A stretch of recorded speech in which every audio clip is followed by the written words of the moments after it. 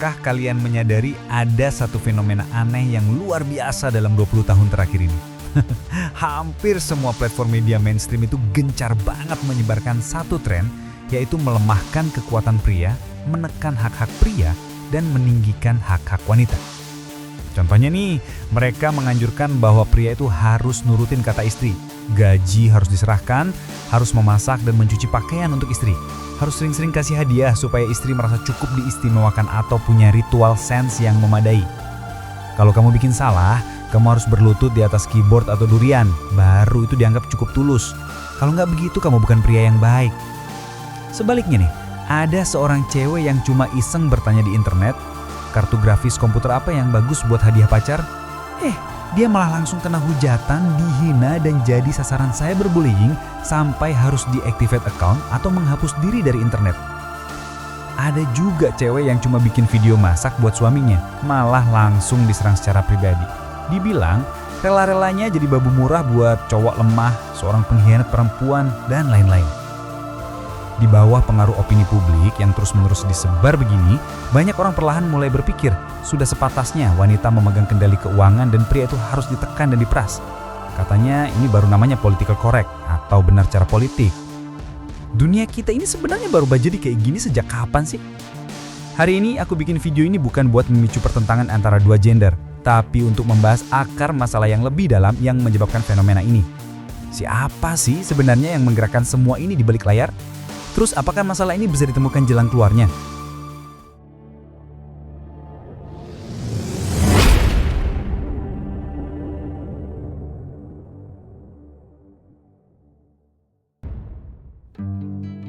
Pertama-tama, untuk memahami kenapa konflik antara pria dan wanita ini bisa muncul, sebenarnya caranya gampang banget. Yaitu, kita lihat apakah ada keuntungan yang dihasilkan dalam rangkaian lengkap fenomena ini. Dan akhirnya keuntungan itu mengalir kemana? Kalau sudah tahu itu, masalahnya jadi lebih jelas. Di sini aku kasih bocoran dulu nih. Pria dan wanita, keduanya adalah korban. Kedengarannya gak kontradiktif kan? Aneh ya? Santai, gak apa-apa. Biar gampang dimengerti, aku akan bahas ini pakai satu film yang pace-nya cepet banget. Film A Cool Fish di bagian epilognya langsung mengangkat fenomena konflik gender ini secara terang-terangan. Film ini secara gamblang membongkar strategi tingkat tinggi yang dipakai oleh para kapitalis untuk mendapatkan keuntungan, yaitu memanfaatkan wanita untuk memeras pria. Tokoh utama pria yang diperankan oleh Zhang Yu, Chen Sanjin, adalah karakter yang memiliki kontras yang banget. Dari luar, dia kelihatan seperti pemalas yang gak tahu malu. Ke toko buat socializing atau bayar kartu kredit, harus minta uang ke pacarnya.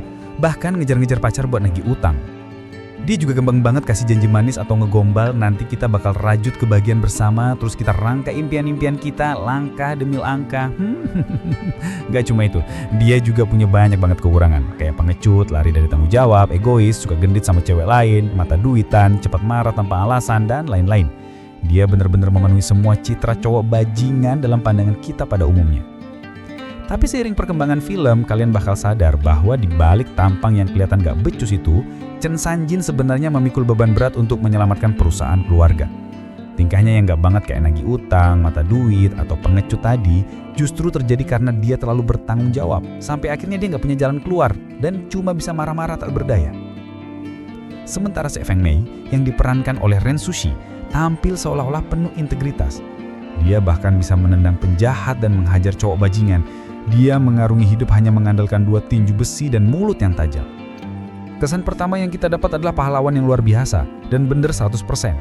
Tapi kemudian, dia langsung menunjukkan kekerian dari POA atau Power Over Others, tingkat tinggi pada wanita. Sebagai seorang sutradara TV, dia bukan cuma nggak mau bantu pacarnya nagih pembayaran ke stasiun TV-nya sendiri. Dia malah menggunakan keunggulan profesionalnya untuk berdiri di posisi moral paling tinggi dan terus-menerus memeras kehormatan dan harga diri Chen Sanjin. Dia bahkan mendorong Chen Sanjin ke dalam pertunjukan reality show yang menghancurkan segalanya. Tujuannya adalah menginjak sisa harga diri terakhir Chen Sanjin untuk mendapatkan keuntungan besar bagi stasiun TV dan untuk dirinya sendiri. Saat aku mulai mencaci maki Chen Sanjin yang dianggap bajingan, putaran balik cerita itu langsung bikin aku teriak, gila Se Feng Mei ini kejam dan mengerikan banget strateginya. Dan ketika aku larut dalam pertunjukan berburu tingkat tinggi yang dilakukan Se Feng Mei, tiba-tiba aku merinding, kaget banget. Demi keuntungan, kapitalis itu benar-benar gak pandang bulu, mau pria atau wanita, semuanya gak dilepaskan. Dan Sanjin adalah cerminan dari mayoritas pria kelas bawah hari ini yang sudah kehilangan hak-hak kepriaannya. Si Eva Mei di sana hanya mewakili feminisme yang ada saat ini. Dan para penjahat, stasiun TV itu adalah para kapitalis. Sangat jelas kan? Sekarang kita keluar dari film dan masuk ke kehidupan nyata. Fenomena apa saja yang mirip dengan cerita tadi? Ya, banyak banget. Dulu aku pernah melakukan survei di jalanan kepada banyak wanita. Pertanyaannya, kalau pacarmu nggak punya mobil, nggak punya rumah, mau nggak kamu menikah dengan dia? Hampir 99% wanita menjawab tidak. Tapi saat pria diwawancara dengan pertanyaan, apakah Anda mau menikah? Semua pria menjawab, mau. Betul banget. Opini publik saat ini paling suka menekankan kalau cowok umur 30 tahun nggak punya mobil, rumah, dan pekerjaan bagus, dia nggak bisa dapat istri, dia itu loser. Karena barang-barang konsumsi seperti rumah dan mobil itu erat kaitannya dengan keuntungan para kapitalis. Makanya, demi mendapatkan barang-barang konsumsi ini, pria harus bekerja keras, berusaha nggak keluar dari kelompok atau perusahaan, rela diperbudak dan diperas, dan jadi bagian dari mesin yang menggerakkan masyarakat. Logika dasar di sini adalah, kapitalis pertama mengubah wanita menjadi wadah atau kendaraan daya beli, lalu menggunakan tangan wanita untuk memanen pria. Dan ini selalu berhasil. Nah, muncul pertanyaan penting. Kenapa kapitalis selalu berhasil? Karena saat ini status pria dan wanita sudah memasuki perubahan sejarah. Kita semua tahu bahwa pria dan wanita itu secara alami berbeda karena konstruksi fisiologis. Pria punya fisik dan tenaga yang lebih baik, biasanya mereka memikul peran sebagai produsen lebih banyak dan mendapatkan kekayaan melalui produksi. Sementara wanita, karena fisiknya lebih lemah dan harus memikul tanggung jawab mengurus rumah tangga dan melahirkan, mereka cenderung berperan sebagai konsumen. Jadi, sebagian besar situasinya adalah produsen menghasilkan kekayaan dan konsumen mengkonsumsinya. Ini adalah hubungan kerjasama alami antara pria dan wanita. Dulu karena industri masih terbelakang, efisiensi produksi rendah banget. Sawah yang bagus cuma bisa menghasilkan kurang dari 100 kilo gabah. Membuat perkakas besi sederhana butuh waktu berminggu-minggu. Saat itu, daya produksi belum bisa mengimbangi permintaan konsumsi, makanya produsen sangat berharga dan mereka yang menjadi inti masyarakat. Tapi sekarang karena bantuan industrialisasi, mendapatkan kebutuhan hidup itu gampang banget. Contohnya dengan kemampuan produksi negara saat ini, dalam sehari mereka bisa bikin lebih dari 80.000 mobil, 3,4 juta HP, dan ada lebih dari 470 miliar paket dikirim. Ini artinya apa? Permintaan konsumsi udah bener-bener nggak bisa ngejar daya produksi. Ini langsung menyebabkan status konsumen sekarang sudah mulai lebih tinggi daripada status produsen. Seperti yang kita tahu bahwa perempuan punya kebutuhan yang lebih sering dalam hal konsumsi di berbagai bidang seperti kosmetik, pakaian, hiburan, kecantikan, kuliner, pariwisata, dan lain-lain dibandingkan pria. Menurut media terkemuka pasar konsumsi Indonesia 2024, wanita berusia 18-45 tahun menyumbang 71% barang konsumsi habis pakai, 68% pelanggan produk kecantikan, dan 63% pengeluaran untuk pelatihan dan pendidikan. Semua ini bisa membantu pasar modal dengan cepat menyerap daya produksi dan mendapatkan keuntungan. Ditambah lagi, ada satu poin, keputusan konsumsi wanita tuh cenderung lebih emosional dan sensitif. Contohnya celana yoga merek sport internasional tertentu. Biaya produksinya cuma di bawah 100 ribuan, tapi setelah dipercantik dengan marketing, harganya bisa jadi sekitar 1,9 juta rupiah. Dan wanita dengan mudahnya beli produk tersebut. Penjualan 3 bulannya saja mencapai 640 miliar, padahal udah dibuktikan nggak punya efek klinis apapun, tapi tetap laris manis. Sementara pria, kalau beli barang itu relatif lebih rasional. Mereka mementingkan efektivitas dan kegunaan. Kapitalis susah banget dapat untung besar dari mereka. Meskipun pria juga punya pengeluaran tinggi, tapi itu cuma terpusat di beberapa bidang aja, kayak mobil, outdoor, memancing, dan frekuensi pembeliannya juga sangat rendah. Coba lihat, pengeluaran pria rasional dan frekuensinya rendah, konsumsi wanita emosional dan frekuensinya tinggi. Kalian pasti paham kan? Hanya jika wanita terus beli, maka para kapitalis bisa terus untung.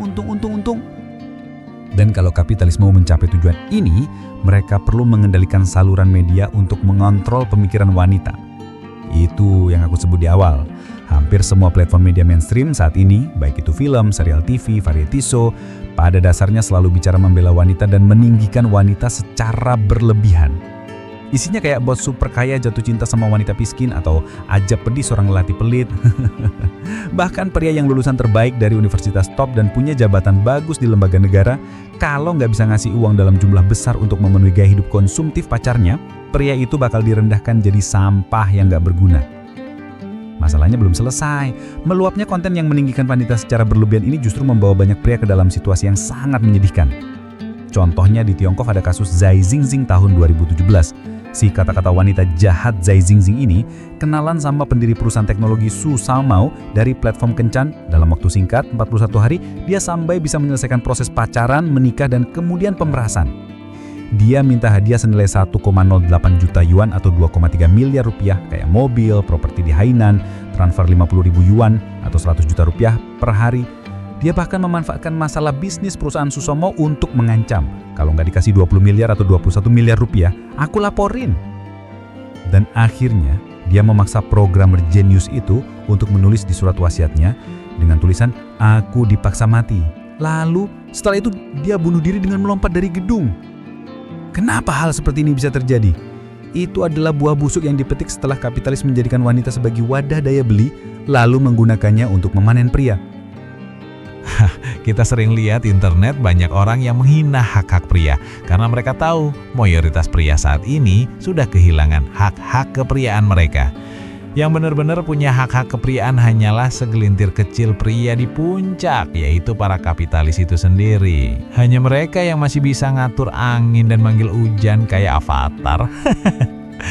Pria biasa seperti kita sudah lama kehilangan hak-hak kepriaannya. Atau bahkan ada yang sudah jadi jajahan istri. Bercanda. Dan mayoritas pria yang sudah kehilangan hak ini dalam kehidupan sehari-hari, selama mereka mengajukan topik yang tidak sejalan dengan pandangan feminis, mereka pasti langsung diserang. Contohnya, beberapa influencer wanita berani di live streaming, terang-terangan mengubah pria menjadi objek dan menghina pria, bilang pria miskin itu nggak pantas hidup. Ada juga live streaming pelatihan gold digger profesional yang mengajari wanita cara meras uang dari orang kaya, cara menguras habis budak cinta, dan lain-lain. Semua topik ini kalau keluar dari mulut influencer pria dan ditujukan ke wanita, influencer pria itu mungkin gak akan tahu mereka akan masuk ke dalam jurang. Inilah konsekuensi tak terhindarkan dari perubahan status produsen dan konsumen di masyarakat saat ini. Sebenarnya banyak pria sampai sekarang masih belum mengerti kenapa mereka cuma bicara sedikit lebih banyak, malah diejek sebagai pria miskin tapi sombong dan direndahkan sampai nggak ada harganya. Karena zamannya sudah berubah, hak-hak pria kelas bawah pria sudah hilang total. Banyak dari mereka hanya bisa meronta-ronta tak berdaya demi mempertahankan harga diri mereka yang tersisa. Jadi yang terakhir, apakah masalah konflik antara pria dan wanita di negara kita saat ini bisa diselesaikan? Jujur aja aku juga nggak tahu, tapi aku lebih cenderung berpikir ini nggak bakal bisa diselesaikan. Karena ketegangan hubungan antara pria dan wanita ini adalah titik dampak yang disebabkan oleh kelebihan propaganda yang setiap hari menyebar di media sosial. Dan titik ini telah menciptakan suatu kondisi, yaitu kekuatan pria yang dulunya sebagai pemimpin lingkungan akan terus dilemahkan. Sebab ini adalah papan catur yang sudah diatur sejak lama. Bagaimana menurut kalian semua? Silahkan mau laki-laki atau perempuan, boleh berkomentar tentang masalah ini. Nanti kita bisa berdiskusi bersama. Oke? Sekian dulu video kali ini. Sampai jumpa di video selanjutnya yang bakal lebih menarik. Dadah!